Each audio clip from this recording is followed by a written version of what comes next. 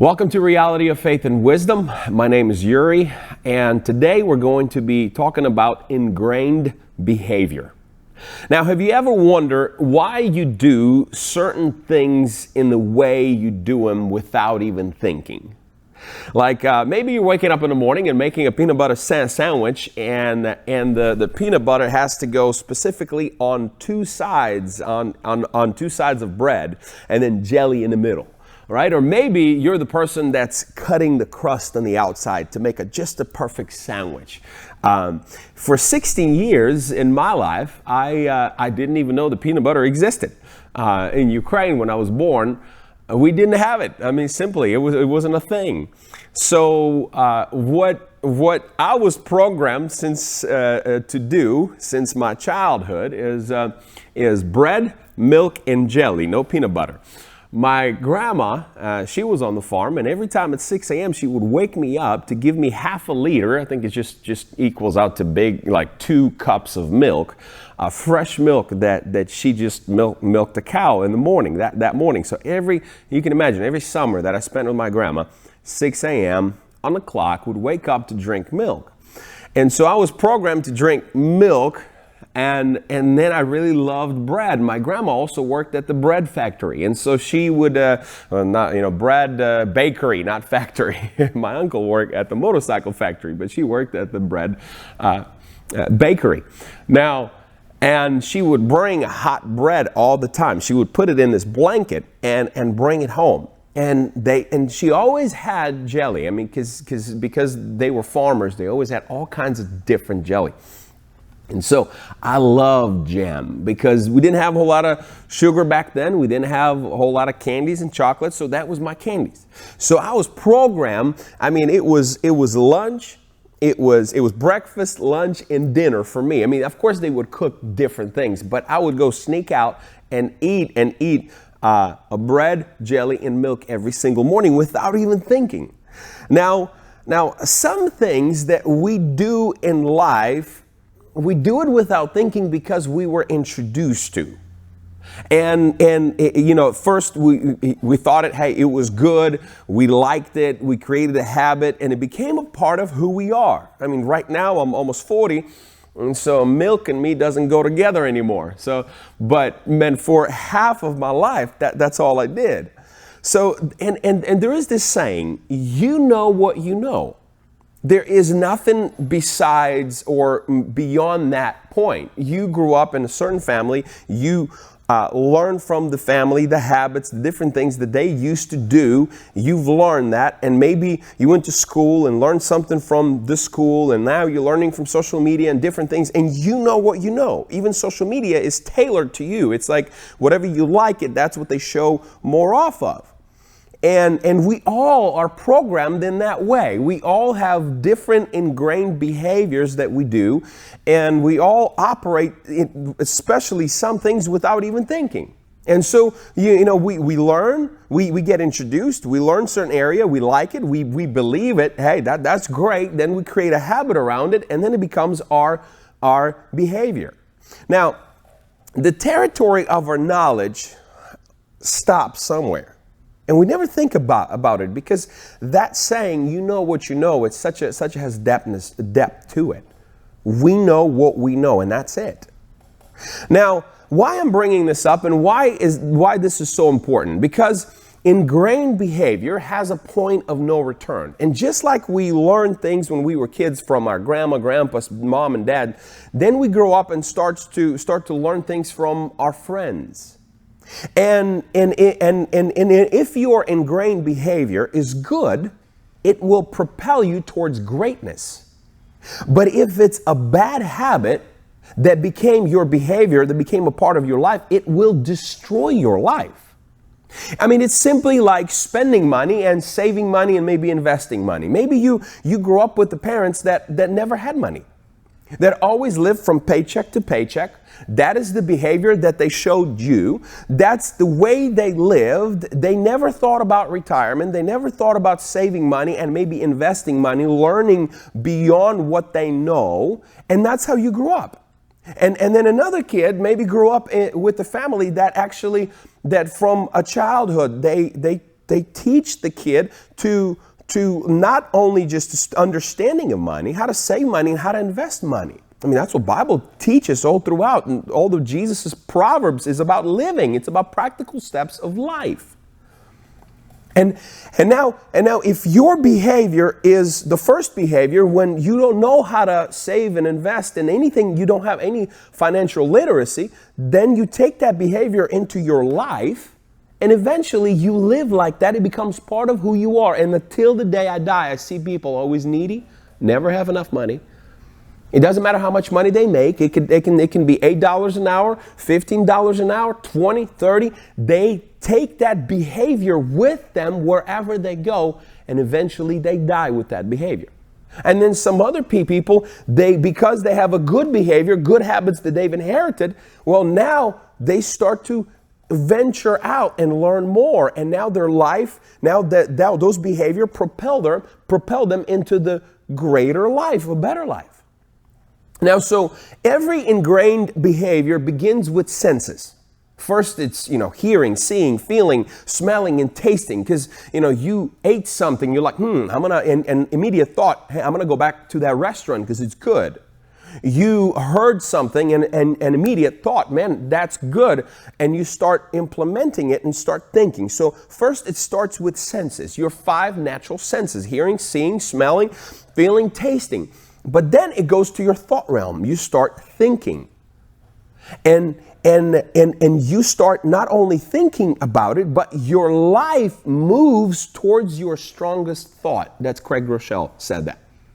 And it's so true. Wherever your stronger thought is, wherever you think the strongest thought, that's your life. Your life will move towards that strongest thought.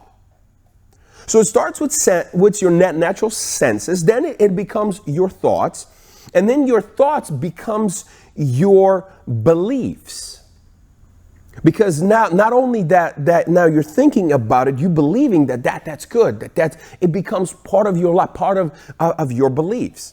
And when you start thinking about it often, and the thoughts plus beliefs create strong feelings around a certain area of life. Whether it's food or did different things. And it becomes a strong feeling. And that's where the monster starts to grow. That's where the monster starts to form. And because natural senses plus thoughts plus beliefs plus strong feelings prompt us to actions. Now we go back to it. We go back to it. We go back to it. And that's where the monster is almost fully grown, because thoughts plus beliefs plus feelings plus actions become your habit. And now when that habit is repeated often, it becomes your ingrained behavior. And in the beginning, you had to think about this. You have to take those steps. But when that ingrained behavior kind of gives birth in your life, now you don't even need to think about it. If it's drugs, you go back to drugs automatically, because that's what made you feel good. That's where your strong feelings are. That's where your thoughts are. That's where your beliefs are. And even if it's something that destroys you, you go back to certain things without even thinking, because now you welcomed it as part of your life. It becomes who you are. Now, and if that behavior is bad, and from the dark world, the darkness eventually will destroy you. And a lot of us, we know that. Even when I was strung out on drugs, I knew it was bad for me, but I would still go back to it because that was part of my life. I knew that porn was bad for me, but I was gravitating so much, I didn't even think how to change it. I wanted to change it, but I didn't know how to. And so some of good ingrained behavior will propel you towards greatness, and some bad ingrained behavior that we have in our life will destroy us. Bible says this in Hosea 4:6. It says this: "My people are destroyed from a lack of knowledge. my people are destroyed from lack of knowledge. Hosea 4:6. Now, it's not an earthly knowledge. It's not just 2 + 2 = 4. It's a godly knowledge. It talks about God's knowledge, God's wisdom. When godly knowledge is increased, the ingrained behavior have opportunity to change. That's how gospel works. You see, when gospel is good news, when good news is increased in our life and we are introduced to that, now we start thinking, hold on a second, man, I need to change all these things. And we start changing it by what? By introducing new habits, godly habits in our life. And those godly habits pushes out the bad ingrained behavior. And now the good habits propel us towards greatness. And it's found in God's knowledge. You see, it's like an airplane.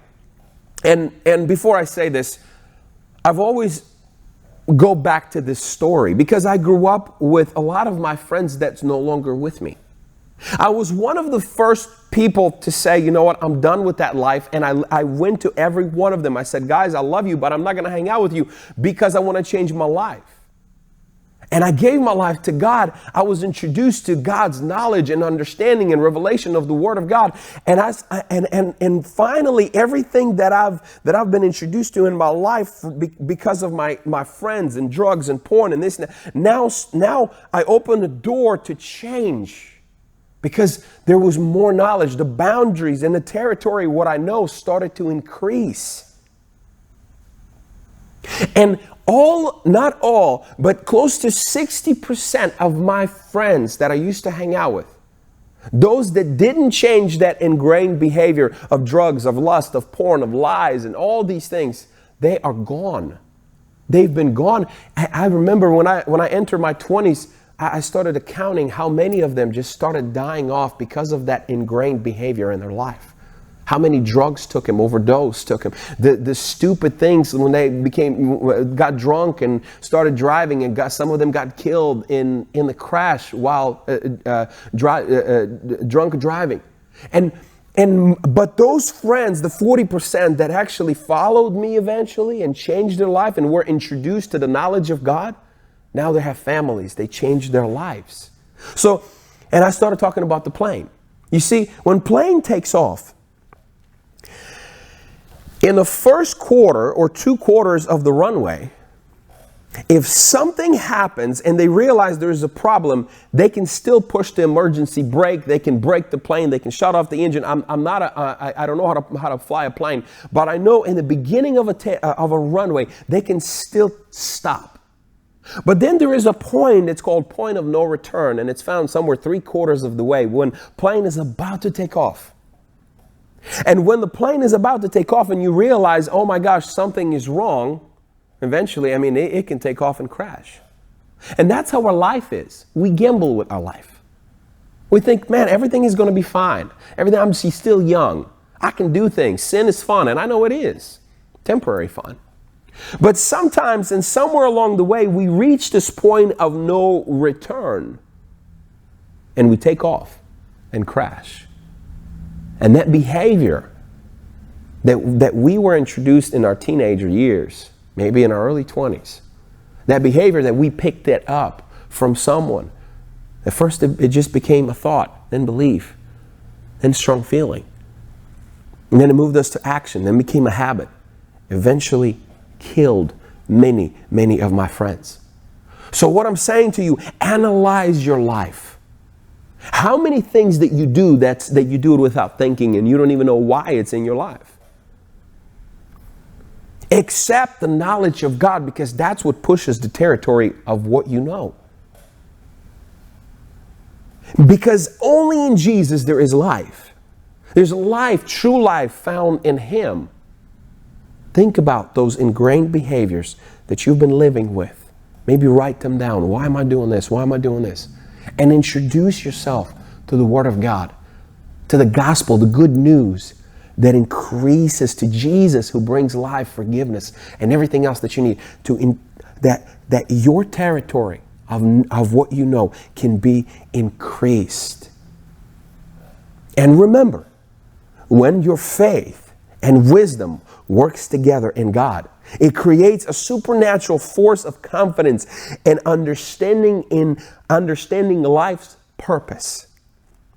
And everything you need to live, and everything you need to know and live to live a truly meaningful life in God, in Jesus Christ, there is a knowledge to change every bad things that can eventually destroy you. And if God spoke to you today, please share this podcast. Please share it on YouTube, on Facebook, on all the social medias. Thank you for watching. And until next time, may the Lord bless you and keep you. May the Lord make his face shine on you, be gracious to you, turn his face towards you, give you peace, and give you knowledge to increase your territory and change your life forever.